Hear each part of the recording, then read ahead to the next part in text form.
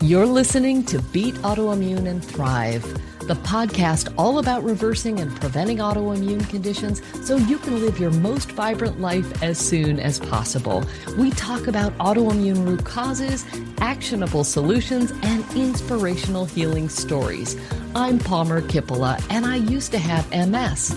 Today, I'm an author, a speaker, a functional medicine certified health coach, a pickleball player, and nature lover who's helped thousands of people reclaim their health and their best lives. Let's dive into this episode. Welcome, everyone. I am delighted to be joined by Dr. Christine Schaffner. Dr. Schaffner is a board-certified naturopathic physician who specializes in helping people recover from complex chronic illness with a combination of ancient wisdom and cutting-edge biological, natural, and energy medicine and treatments. She has her own clinics called Imminence Health in California and Washington State, and she sees people virtually too. Dr. Schaffner also has a terrific podcast called The Spectrum of Health, where she interviews leading experts on a wide variety of topics. And I was honored to be a guest on her podcast several months ago on how to beat autoimmune.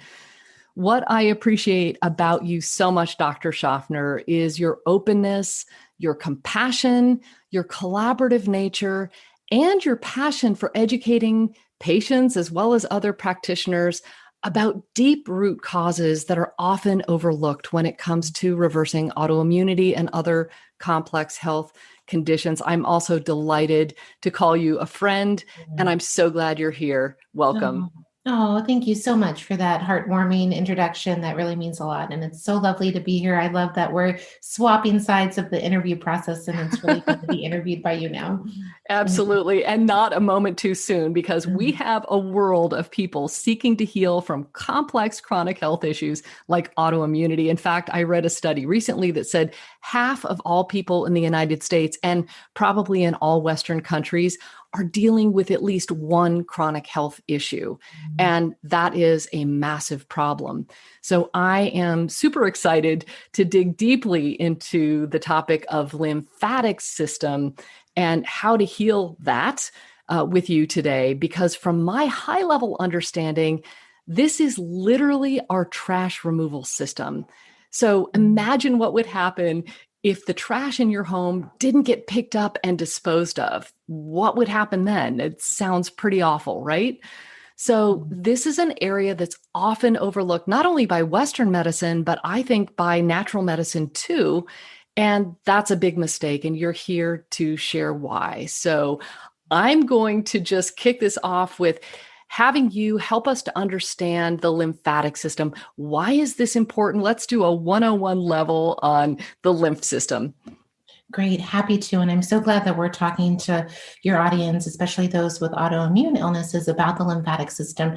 Like you said, Palmer, I feel like this is one of the most overlooked systems in the body. And I think it's one of the most rewarding systems to treat. So when patients come to see me, they've often seen dozens of doctors and tried a lot of things. And sometimes I think there's this misconception. If we hear the lymphatic system, we think there's has to be edema and huge areas of swollenness and swelling in the body. And that's not the case. It can be more subtle. Of course, that's one spectrum of presentation of lymph congestion and stagnation. But many people who are suffering from a chronic illness do have their lymphatic system impacted. And as you mentioned, the lymphatic system is this body-wide network. We have lymphatic vessels, we have nodes, we have organs, and we have key areas in the body where there are more groupings of lymphatic nodes.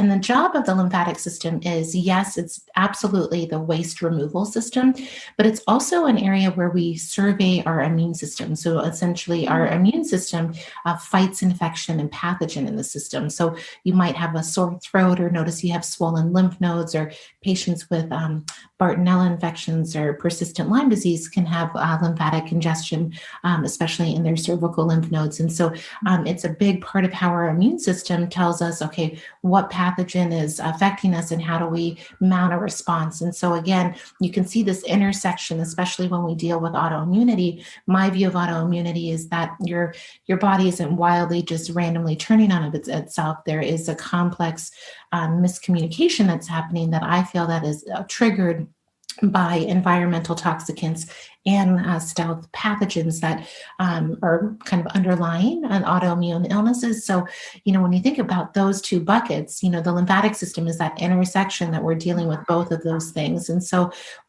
yeah, that's kind of a high level overview. We think of the tonsils, we think of the thymus, we think of the spleen, the appendix, we have the Peyer's patches, in the gut. So those are key lymphatic areas.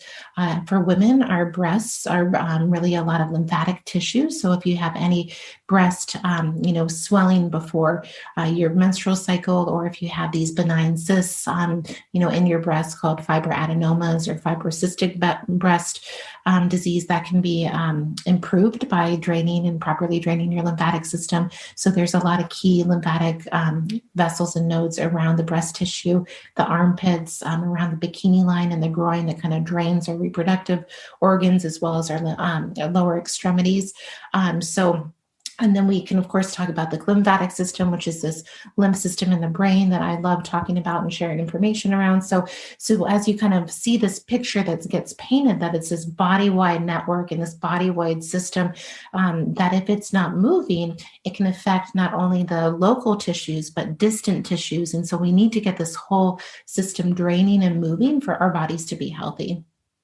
Wow, that is so beautifully stated. And my understanding, and help me understand this better, is that about 75% of our body's fluid is actually lymph. Is that right? As opposed to, so maybe more than blood? Is that right? That's correct. There we have actually more lymph than blood circulating in our bodies, as you said. And our lymphatic system is very tied into our circulatory system. So, we know that we have the arteries and the veins moving blood around the body. And there's this kind of in our tissues in our body, there's this an exchange and what we call the capillary bed. So that's when blood is moving from an artery into a vein and getting returned to the heart. And in that process, we move lymph out of that capillary space. And, some of it gets returned to the venous system, but a lot of it gets exited to that interstitial space, which is that kind of space in between the cells.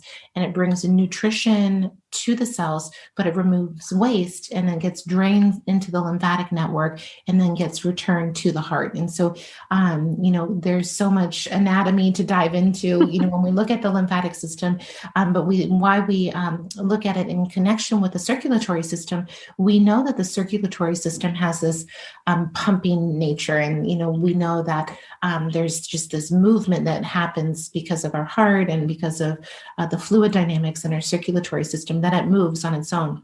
However, part of why our lymphatic system becomes sluggish is because it doesn't have the same pumping action that the circulatory system does. And so we really rely on movement and kind of our own bodies. That's why exercise is really good for us. And we can talk about all sorts of other things. But if our body isn't moving and we're not really working on moving this fluid, it can become stagnant. And when it gets stagnant, then we don't have that waste removal.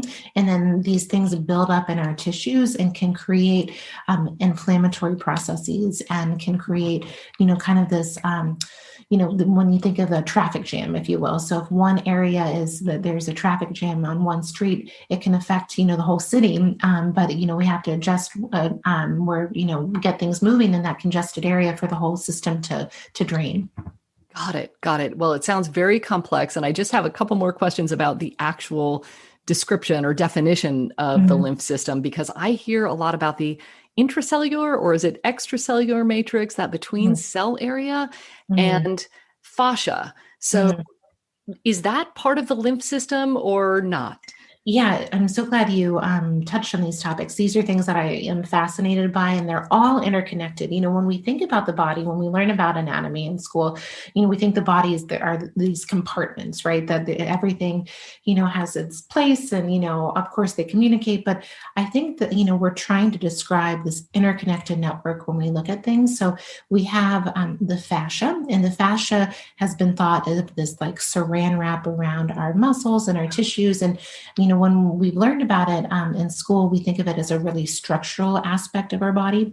But what we're learning more is it's really this body-wide network. It's another communication network. Fascia is actually structured water. So fascia actually not only is collagen, but it's structured water in our body. And the work of Gina Bria, you should have her on your podcast if you haven't already, Palmer. She is the Hydration Foundation, and she works closely with Dr. Gerald Pollack on this topic. Fabulous. And this whole idea of exclusion zone water. And so she talks about how the fascia is this water irrigation system in the body. And so then we have we have our skin, we have our fascia. And then our fascia kind of flows into what we call the interstitium. And the interstitium is this, again, body-wide network of fluid. So it's kind of the fluid between all of these kind of fascial network. And then that drains the fascia, the interstitium can be considered maybe pre-lymph, and that drains into the lymphatic system. Of course, there's this concept of the extracellular matrix that you so poignantly asked about, and that all is related too, right? So the extracellular matrix is this space between our cells. And, I've studied German biological medicine, and Dr.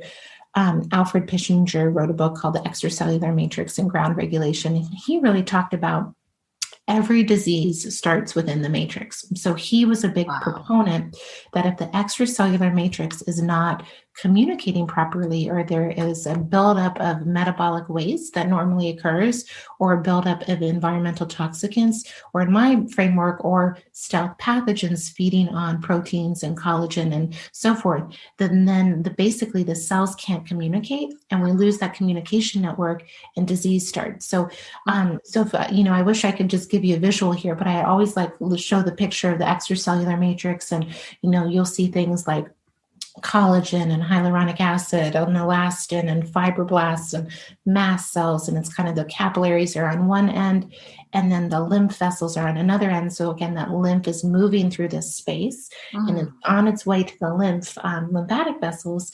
However, if this area is not working properly, you could see all of the things that could start to go awry. So that's probably too long-winded of an answer, but that's kind of the space that we're talking about.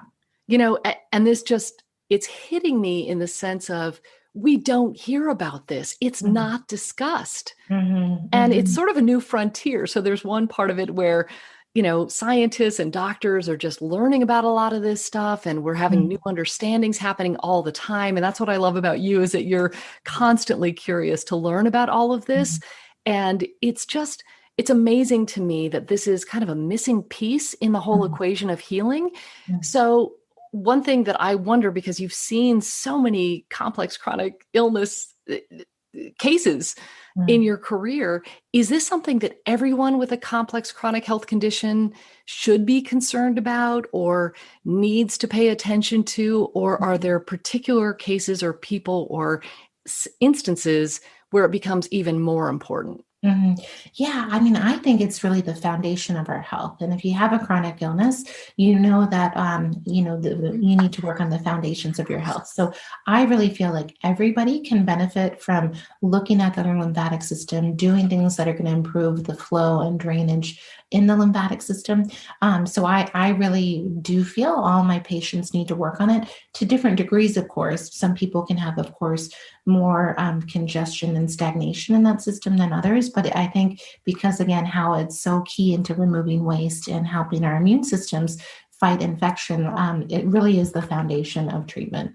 So it's interesting because so often we hear about the liver and liver stagnation and things backing up and needing to detox, and we don't hear it being a lymph problem. Are there specific signs and symptoms that would let people know that, oh, this is a lymph issue? And I'm thinking of like when you have swollen glands, for example, that's a dead giveaway, right? Sure. And the cysts that you mentioned that might even be benign, the ovarian cyst, the breast cysts, men, do they have a particular manifestation of blocked lymph that would be obvious? Yeah, I think, for men, it can be around prostate health. But again, when you think about signs of lymph congestion, I can just walk us through, there can be things like brain fog, even insomnia. When we talk about the glymphatic system today, we'll know that if we're not sleeping, our lymph isn't draining in our brain. So that can be related. Chronic sinus congestion because of lymph stagnation, sore throats, thyroid issues, breast pathology, gut issues for sure. I mean, again, how we talk about the liver and the bile, I find that ties intimately with the lymphatic system. One of the things that I've learned over the years is that there could be a buildup of lymph actually behind the intestines. And if that isn't draining, that can create stagnation and pooling in the abdomen. So there can be bloating, swollen, abdomens, but it also can be any chronic digestive issues. A lot of women who have signs and symptoms around their reproductive organs, whether it's premenstrual syndrome, endometriosis, fibroids, infertility. I mean, I think that can all be related. Bladder issues, interstitial cystitis, swollen legs, pain. Pain is absolutely interconnected. When we talk about pain, we think about, again, it can be in joints, but a lot of it, when we think of fibromyalgia patients, it's in their fascia, right? In the connective tissue. So, what is happening in the connective tissue that's creating these pain signals? I believe it's this buildup of, waste and this inability to deal with our, immune system to deal with these stealth pathogens that's kicking up inflammation, and our body's trying really hard. Our body's not trying to do anything, to hurt us. It's trying to deal with a really tough set of scenarios to, remain balanced, and it just needs more help. Yeah. I am so glad you mentioned all of these things. It sounds like a huge long list. And I can't think of a single person that wouldn't benefit from addressing the lymph system, because it sounds like you just mentioned everything across the board. I mean, it really is the full picture of the person who's trying to deal from autoimmune issues. He's dealing with all of those symptoms or some portion thereof that would benefit from working with lymph. And just before we drill down deeper, do you see that your patients who focus on addressing their lymph flow and improving things, do they get better? I mean, what do you see in terms of before and after? Yeah, absolutely. And, as you, learn more about this, you just can't not see it anymore, right? And it's just kind of, I believe, this fabric, that interconnects our body, right? So the lymphatic system is huge. And I feel that, when I work with a patient, a lot of what I do is how can I get their system flowing, right? And how can I remove blocks and obstacles of their body's regulation capacity? And so one of those key, hallmarks that we work on is the lymphatic system and how to get that moving. And so I see patients, feel better once we get the system working better. And it lays the foundation, Palmer. If I have to treat Lyme disease, or if I have to get mercury out of someone's body, if I don't address this system, people can have more side effects and reactions, and and they can feel worse. And so I think in the world of complex chronic illness, and I mean, I admire patients so much and their courage. A lot of them, get excited when they're feeling worse because they think something's happening, and that they're going to feel better on the other end of it. But I just don't think it has to be that way. I think that we really lay the foundation, support the organs of elimination. Yes, you have to move through some discomfort, but you shouldn't have these horrible flares and these horrible side effects from treatment when you're getting to key areas. So yes, I think moving the lymphatic system helps lay the foundation for these other treatments. One thing, a few things we can talk about in that way is that some people, if you have a chronic viral load or a chronic pathogen that you're working on, and you start getting your lymphatic system moving, and maybe we don't have other things addressed yet, some people can feel flu-like, right? After like a lymphatic drainage massage, and we navigate that and we figure out how to support you, but it just is, it definitely is for me kind of it's definitely proof that the lymphatic system needs support. So it's not that the lymph treatment was bad for you. It's just like, hey, we're waking up your immune system, and how do we support your immune system and then your other pathways so that you don't have those flares around treatment. So that's something to think about. And if you don't mind, I'll just touch on scars and how they affect the lymphatic system. So when I see people, again, we're looking at this idea of where is the body blocked from the ability to self-regulate. And so there's lots of, ways that we can look at this, but tying it into fascia and lymphatics, I was trained in a technique called neural therapy. It comes out of Germany, 1920s, I think it was developed. And it's this idea of looking at how to improve regulation in the body. So neurotherapy looks at how to improve communication in the autonomic nervous system. So they'll look at ganglia and look at different organs to support. And then we look at scars. And scars can be areas of injury, right? So they can happen from surgeries, from trauma. And the body is so amazing how we heal. But when we create scar tissue, it doesn't have the same properties as the surrounding fascia. And it can create a blockage in that fascial communication, that fascial network, the surrounding lymph. And it can also affect the communication to the nervous system. And scars can also hold emotional trauma. So one of the techniques we do is identify if a scar is significantly blocking communication and the ability to self-regulate. And then we do treatment. So if you were in my office, I would do neurotherapy and I would inject the scar. And the injection, we use procaine. It's a local anesthetic. We get it compounded. It's very safe and well tolerated. And the procaine helps to break down the scar tissue, improve circulation and blood flow, and also help with reset the membrane potential of the cells in the scar. And all of that can also flush out toxicity in the area and restore communication. And in some people, I always give the example of a C-section scar because I've treated so many of them. And some women might have an emotional release around that time. And then, what does all that do? It improves flow and drainage and communication in that tissue. So I feel that scar therapy can be another overlooked way to get this in the lymphatic system moving. If you don't have access to a neural therapist, there can be topicals that we can use, or even light or microneedling, or other ways to kind of open up that those pathways in that network. But I find that is also part of how I work with people to get their system moving. Oh, I'm so glad you touched on that, because I just think that we're not digging deeply enough and people aren't healing fully.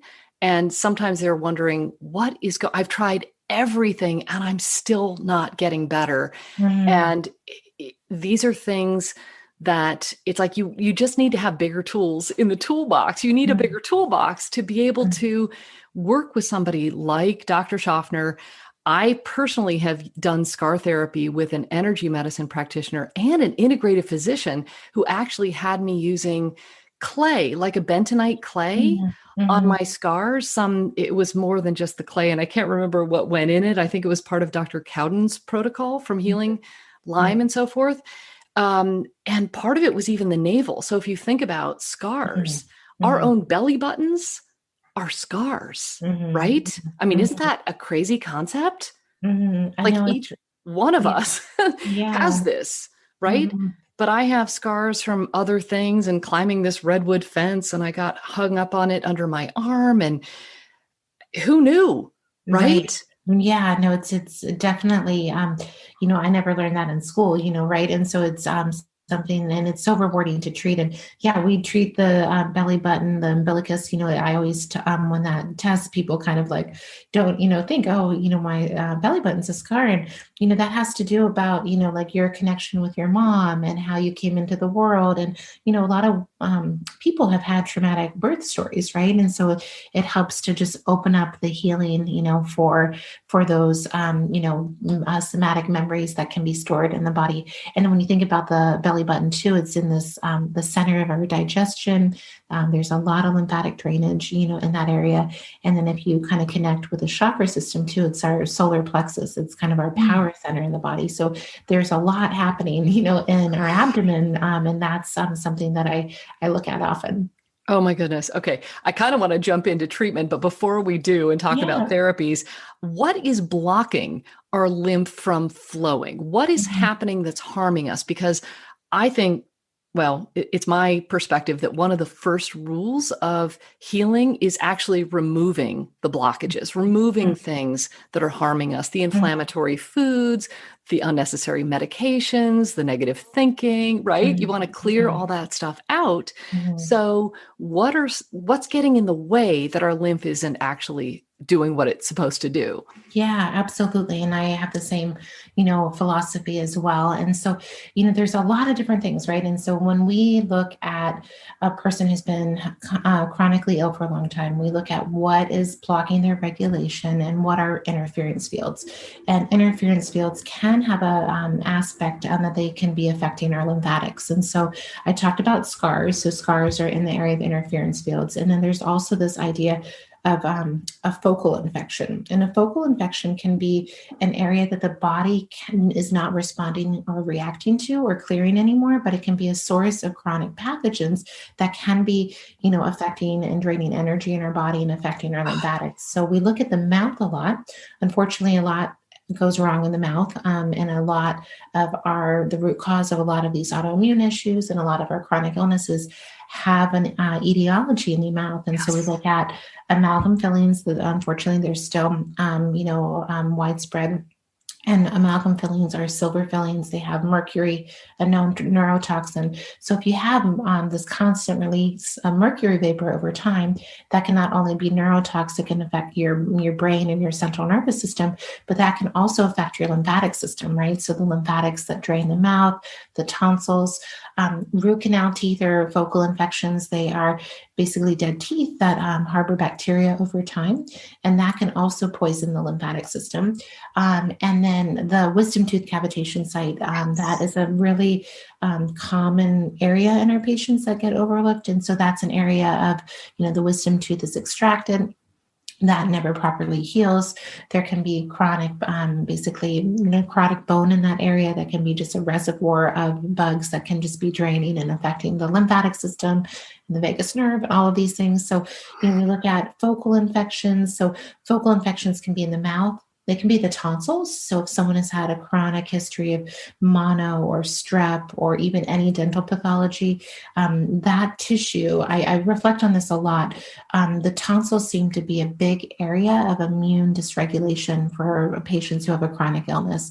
And I think it's such key tissue because it connects the brain to the gut via the lymphatics, right? And so it basically is at the base of the brain. So it drains, this, the lymph system in the brain, the lymphatic system drains through this tissue. And then it's the top of the gut associated lymphatic tissue. So if anything is not healthy in that tissue, it can be, Dr. Goswami even talks about how strep can enter, the brain via the cribriform plate and create microglial activation in PANS and PANDAS, right? Via the tonsils, right? So the tonsils are, I'm always reflecting on more elegant ways to heal that tissue. Some of our patients, unfortunately, have to get a tonsillectomy, but they feel so much better afterwards after they heal.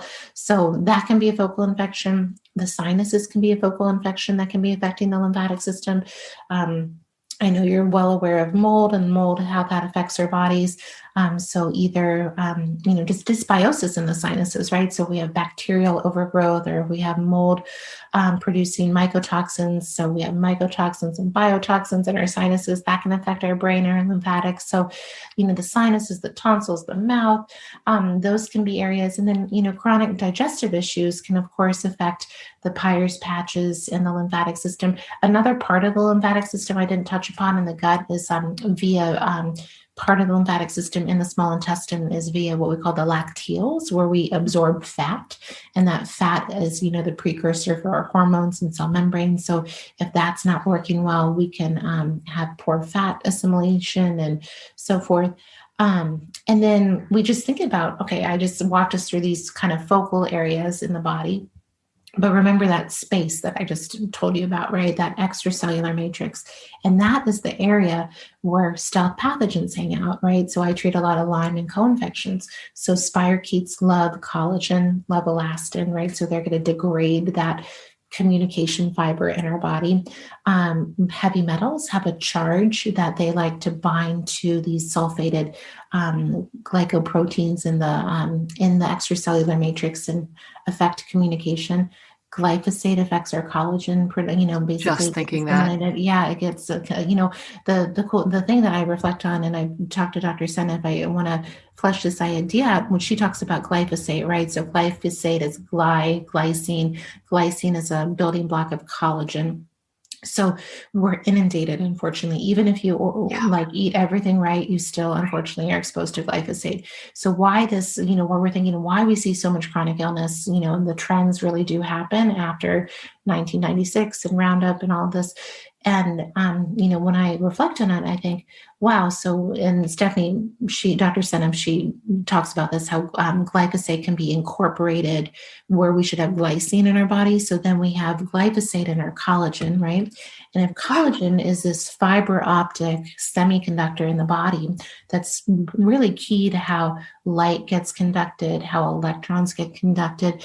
The thing that's so sinister about it, we basically have blocks in our communication fibers in our body via the collagen. Collagen is the most abundant protein in our body. So I took us down that route, but it's just, that's where, glyphosate, I think why it's so disruptive. I mean, there's so many mechanisms that it disrupts, but when I think about like, why are people so sick with this? It's like, oh, it's totally blocking our communication pathways in our body. It's devastating. And hearing you talk about all of this, it's like, oh my God, it is, but it's ubiquitous, right? I am seeing more and more people with collagen related autoimmunity where the immune system is attacking the collagen. Well, no surprise, because Dr. Vojani talks about these neoantigens, right? These new antigens that are formed when, let's say, BPA binds with your own tissue, or I'm imagining now glyphosate is actually docked in those places where glycine should go. And instead it gets hijacked. I may be oversimplifying this, but if glyphosate is getting in there, your immune system is just trying to do its job to attack the glyphosate, but it ends up attacking that whole tissue because your cell, it doesn't recognize this new antigen that is the glyphosate that's kind of docked into your own tissue. Yeah, I think these collagen autoimmune illnesses are absolutely related to all the assaults of our collagen, right? And your body is not, randomly attacking your collagen. Your body's trying to deal with an environmental burden that is, when we just talk about all this, it's amazing we're all alive. I know. Okay. So we've got to get out of this mess now. You're going to take us to the Holy Grail, which is to free up our lymph flow and to help it do its job. I mean, our bodies are supposed to maintain homeostasis, right? To get back to balance so it can do its job. And our job is to clear the interference. Our job is to seek and find these focal infections, all of these things that we both talk about a lot, the heavy metals, the molds, you name it with the infections, the Lyme and co-infections and on, and parasites and, oh my goodness, Candida. So we remove these things. But what can we do in addition to those more obvious like removal processes and treating those areas? What do you recommend that we do to help our lymph flow? Absolutely. And there's a lot we can do. So again, working with someone like Palmer or a practitioner who can help you with a checklist of what we just went over and come up with a plan if you do have one of these interference fields. However, you can, walking, movement is one of the most wonderful ways to get your lymph moving, right? There's also rebounders that are like these little mini trampolines that you can have in your home, and that up and down movement can get the lymphatics moving. There are vibration plates that are becoming more affordable even to have at home that you can use to move the lymph. Dry skin brushing has been a naturopathic treatment for a long time, where you can actually use dry skin brushes to like manually move your lymph. You can also work with skilled lymphatic drainage practitioners, who can, I find like if you have an autoimmune illness or a chronic illness, you might really want to work with someone to get your lymph moving. And there's all sorts of different manual techniques or even equipment. I'll have to connect you, Palmer, to my friend Kelly Kennedy, and she is like a lymphatic goddess on the East Coast, and she talks about lymph all day long. And she introduced me to an equipment from this woman that she developed in New Zealand. Her name is Desiree Desponge, and she's a lymphologist. So I didn't even know that was a career before that. So, and she created a system called Flow Presso, and it's basically a compression suit that helps to manually, through compression, move lymph in your body. Wow. But then it's combined with infrared and PEMF. So infrared, that's nice heating kind of wavelength of light that can penetrate your tissues. But why I think the infrared is so important is it's organizing or structuring the water in our bodies, and it's structuring the fluid, the lymph in our bodies. And when we have more structured water in our bodies, we have more flow, we have more circulation, we have more movement, we have more charge. And so I think that is, another fun reason why that works. And then the PEMP adds healthy frequencies to help increase our cell voltage so our bodies work well. So I have just gotten the equipment and I'm having a lot of fun with that. So there's, practitioners and technologies. And then there's topicals, right? Castor oil is, tried and true. I use castor oil a lot, not only on the liver, but also on the abdomen, right? So you can put it on the abdomen. You can put it on your breasts, too, to help with lymph stagnation. You can even put it on your neck. The neck is an area that we really focus on. I see a lot of neurological illnesses, so we want to have that lymphatic system draining better. And if the lymph in the brain needs to exit via the channel in the neck, and if that's not moving well or that's congested, you can have more buildup of lymph in the brain, and then that can lead to problems. And so we have people do self-lymphatic drainage massage. You can put castor oil. We have this flow cream that our friend Dr. Marco Ruggiero developed, and it has a probiotic that makes a peptide called macrophage activating factor. And it's combined with vitamin D3, oleic acid, and chondroitin sulfate. And when you put it topically, it goes through the skin, through the fascia, through the interstitium, into the lymphatics to get that movement, as well as support the immune system with any chronic pathogens. So we have a lot of success with the Flow Cream, and we just created a Sophia Flow Plus that has CBD from a full spectrum cannabidiol extract. So I'm really excited to see how it works with our CB2 receptors and helps to initiate more immune modulation with CBD, and also the hope for anti-inflammatory effects and pain, of course, as well. And then there's also another tool I like. BioPure makes a product called the Deo, which is an herbal-based deodorant stick that where you apply it, you can put it on your neck, your clavicle, your underarms, your breasts, your bikini line, at the bottoms of your feet at night, and that can help to drain the lymph. Essential oils can help. I have a good friend, Jody Cohen, who makes an oil called Vibrant Blue Oil Lymph, and that's a really beautiful blend that I have a lot of people put on. And then in the facial world, there are these things called gua sha. They're these like gemstone, things that you can kind of move lymph in your face. So that can be helpful. Light can be helpful, like I just said with the Flow Presso. So that has infrared. However, there's infrared in our saunas. I love the Sauna Space Photon. That's a near infrared light that I keep on my desk, and that can help, move lymph as well. Herbs, herbs can be, of course, helpful, internal herbs. I love things like cleaver and nettles and red root and, red clover. I actually forgot I also created a topical. I have a line called Lymph, and we created this little oil blend called Lymphogen, and it has an oil infusion.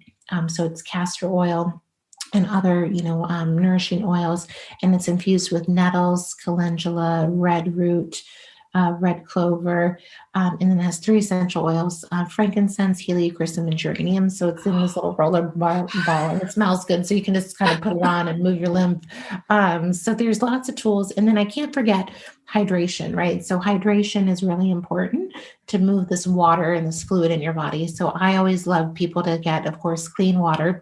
So our water, I'm sure you've educated people about, making sure that the fluoride's out of the water, the heavy metals, the glyphosate, and then adding minerals. So like electrolytes to the water.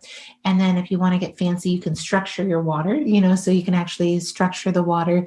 And then you can do all sorts of things with water, but, being well hydrated can also support the lymphatic system. So I think those are the things in the top of my goodness. head, so there's fantastic. a lot you can do. There's definitely a lot you can do. I love it. I love it. There were two things that I missed the spelling on that I need Okay. to actually have you restate. And one was you said it was a deodorant, but you could put it on your neck and Yeah, say, and it's a BioPure product. yeah, How do you spell that? BioPure. It's called BioPure DO, so DEO. So it's Oh, like deodorant, but it's there you not go. a deodorant that you use to, as an antiperspirant. It's actually a deodorant. It's just an herbally prepared formula that helps to get the lymph moving via the skin. Got it. Got it. And the last product that you mentioned, Lymphogen, is that Lympha like gemstone, Lympha gemstone? GEM. That's it. Yeah. That's So it. yeah, so that's a fun product that I'll have to share with you, Palmer. It was fun to create, and it's you can just kind of apply it and key your lymph areas and put in your purse or your bag and go on with your day. I love it. Well, this has been such a fantastic discussion. And I'm thinking that you have offered so much in terms of what people can do for themselves Mm. and options for working with a practitioner. I mean, I think this really runs the gamut. And my hope is that people who watch this really appreciate how much of a role the lymph system, and we have to touch on glymph before we go. Yeah. Um, how much it's important to take care of your lymph so it takes care of you by clearing those infections, those toxins, but then these simple lifestyle practices, right? Of just dry brushing maybe before you shower or a nice self massage before bed. I am a huge fan of stacking habits. Mm. So, doing things right before I meditate and just making Yeah. it part of a routine, or in the morning, as I'm getting ready and I'm putting moisturizer on anyway, could I, give my lymph, a little bit of a massage and boost my oxytocin at the same time, right? Right. So, Absolutely. but you also talk about the glymph system. So, and this speaks so much to the importance of sleep and restorative sleep so that our brain can literally take out the trash, and maybe just touch on the highlights of why this is important and anything that you might have to offer for people to improve their glymphatic flow. Yeah, absolutely. So the glymphatic system is the glial dependent lymphatic system in the brain. So it was actually newly discovered. So it's interesting, as you mentioned, like, why don't we talk about these things? Because we don't know, but we haven't known about a lot of these things. The interstitium was just, acknowledged by, modern medicine a few years ago. So these are new systems in the body to work with. And so when I've learned about the glymphatic system, I'm just like, oh my gosh, this is the foundation for our brain health, right? And so when we sleep, our brains actually shrink in size. And what happens is this fluid, the lymph basically bathes our brain and it exits our brain via the veins, but then through the lymphatic system. So if you see a visual, there are arteries going into our brain, bringing blood flow, and veins draining our brain and the blood in the brain from the brain and returning into the heart. And the lymph flows along those veins. So it's basically removing waste, but also removing pathogens, environmental toxicants.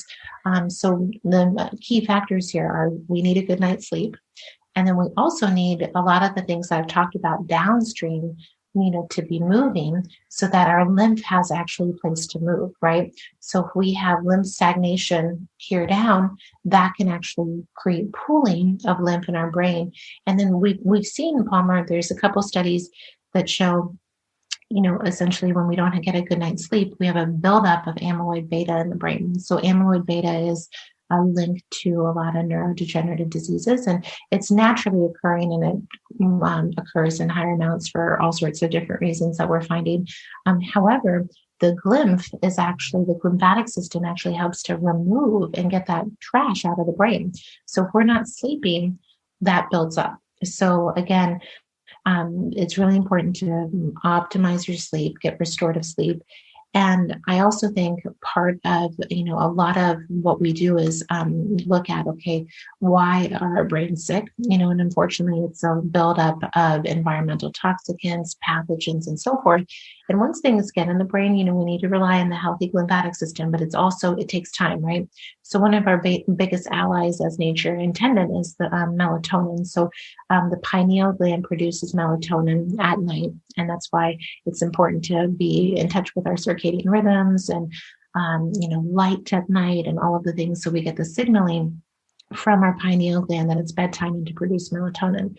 So melatonin helps to get us to sleep, but it also supports our lymphatic system and helps detoxify the brain and help shuttle out heavy metals and viruses and other pathogens out of the body. So I feel like, getting a good night's sleep, using melatonin not only for sleep, but also as a detox agent for the brain, and then opening up the neck with the flow cream or lymphogem or castor oil or whatever you have, massaging the neck. And then our friends at Samina Bed, they created an incline bed, and they taught me about incline sleeping. So you can actually raise your bed, your head rather, about 3 to 5 degrees, and that kind of tilt in your bed so your head can drain better at night. So yeah, I think the lymphatic system is really important. It's foundational to keep our brains healthy, and it's also important to support if you are suffering from any condition to help improve and heal your brain. I love it. And if you already have neurological issues, whether it's brain fog or you're suffering from MS or dementia or Parkinson's, these are all signs and signals from your body that something is out of balance. And everything that you offer is just a gem, because all of these areas it's just so important foundationally to help support the body getting back to balance. And that's where healing happens, right? And they're simple. I mean, you don't have to buy a new bed, right? I mean, you can just prop up your mattress a couple inches, and that would be super effective. And give it a try, right? See how you feel. See how you feel. Just give it a try. Getting better sleep. I am a very early to bed, and I'm asleep by 9 o'clock. So I'm practicing what I preach. Awesome. So I advocate having a bedtime and remembering that going to bed is not the same as going to sleep. Yes. Right? Yeah. So is there a window, a special window in which the glymphatic system is extra hard at work doing its job, or is it happening through the course of the whole night? Yeah, it's a good question. I don't know for sure, but I do know that it works more when we're in a kind of a deeper state of sleep, so I do think, having a bedtime and getting to bed before midnight and having, at least 7-8 hours of sleep is only going to be in your favor. I think, I think there's more to study around kind of optimizing time and flow, but yeah, I think all good points. Excellent. Well, you have just offered so much to the world here. I wonder, is there anything that I haven't asked you that you would really like to state at the end? Oh, well, I mean, I think we covered it, I think there's a lot that we can do. I mean, I think maybe just to close on, I think sometimes we under acknowledge also just some, and I know you probably share this with your audience, but simple techniques to help to ground our energy, and grounding our energy can help us not only get into a parasympathetic state, but it also improves circulation and flow in our body. We know this. And so that's connecting with nature, putting your bare feet in the ground, or, there's grounding pads to grounding discs you can put in your shoes, to all sorts of things, but getting, that connection and that flow of electrons in the body can be very supportive for our lymphatic system. And then I always just love to touch on, the energy of gratitude. Gratitude is such an energy that is only health and energy giving. And so no matter what's going on in your life or in your health and in your world, making time for gratitude. I try to do a practice in the morning and in the evening. And so that can just really not only make us feel better, but we know that it creates more coherence in our heart, which informs our brain and can create more health in our lives. And so I think we all have access to it, so I just wanted to maybe end on that. Wow. And I actually just felt my shoulders go down a little bit. Like, healing only happens in the parasympathetic response, right? When we're relaxed.